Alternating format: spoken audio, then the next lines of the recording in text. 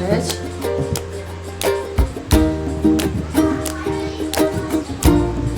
શું કરે છે હવે? ચલો આપણે 1 to 100 લખીએ કે બોલીએ? બોલ, શું કરીએ? બોલ, બોલી જાય. ચાલ,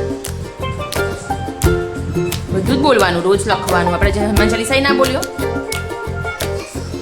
હનુમાન ચાલીસા કેમ ના બોલ્યો? બધું 100. હનુમાન ચાલીસા કેમ ના બોલ્યો?